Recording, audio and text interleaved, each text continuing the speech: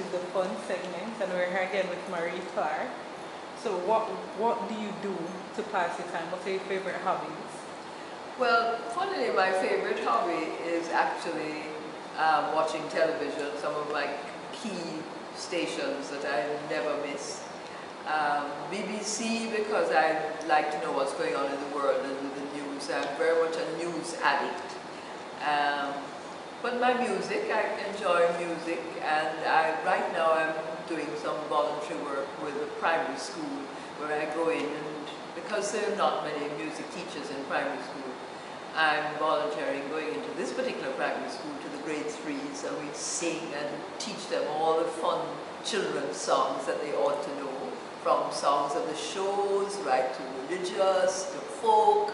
So I'm enjoying that. That's really having fun. And of course my grandchildren. I have 3 children. Richard, my son, my eldest son, is a pilot in Abu Dhabi. My second child, Diane, is a writer and blogger and screenwriter, and she's in Canada sometimes, but she can, because she works a lot online, she can be anywhere in the world. So right now she's here in Jamaica.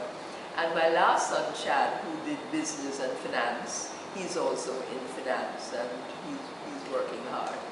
He has 4 children. My son in Abu Dhabi has two sons, and my daughter has 1 daughter. And she's about to finish university this year. She's at Concordia University in Montreal, and she's doing film production. And my last son, he has his hands full with his 4 children, 2 of which are twins, 4-year-olds, and they've just started school. So I have quite a lot of fun when all the family gets together, particularly at Christmas, as you can imagine. And then when my son, who is in Abu Dhabi, visits in the summer, we have a grand get-together again. So yes, lots of things to keep me occupied. So traveling all over the world for a while. Do you love to travel? Oh, I love travel. When I was based in England, I used to travel a lot, all over the place. Went to Israel, swam in the Dead Sea, going to see the Mount Olives and all of that. Went to South Africa and Johannesburg. And of course, one of my favorite books is Nelson Mandela's Road to Freedom, which I think is a wonderful book. And I've been to Australia and Singapore and Thailand.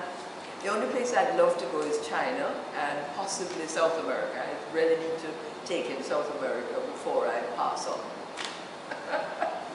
What about traveling do you love the most? What have you learned from Well, traveling? it's interesting you ask that question, because you know, the more you travel, the more you realize that people all over the world have the same sort of ambitions and goals. You meet a taxi driver in Thailand who tells you he's working round the clock because he wants to send his children to college. And it's the same sort of thing if you talk to a taxi driver here. He's working hard so that he can help his children better. So we all have the same sort of ambitions and aspirations, and we have a lot in common. What makes us different is our cultures, the cultural traditions, what we would not consider appropriate in one society is okay in another society. So when you travel, you need to begin to understand some of those different cultural differences. What is something about Marie that nobody knows? What does nobody knows? I don't know. That I love tamarind balls. I can't get enough of them, and I have to watch it because the next thing you know, I'll be having diabetes or something because I eat too much sugar. But no, I can't think of anything at the moment that people don't know about me. I'm a pretty open person. Sometimes I'm too what's the word I'm looking for? Perhaps I always would say to people, try to be as flexible as you can. And I think that's one of the things that has helped me in my different careers, that you should always be prepared to learn. No matter how old you are, try always to be open to learning so that you can pick up all these different skills because times are changing so much, technology is changing. I am enjoying being on Facebook even though I don't go on it often, but I like to keep up with what's happening with my family, so and I've remained in touch with friends from school days who are all over the world through the internet, and I think it's so important that we keep up and we keep open to learning. Can you truly say that you're living the motto, life more abundantly? I think that I can truly say that I have lived the life more abundant and am living the life more abundant. And I think it has a lot to do with the values that were instilled in me as a school girl in St. Anthony High School, and the teachers that we were exposed to. Because a lot of those teachers really wanted you to do well, even though some of them might have been a little negative in the way they said it.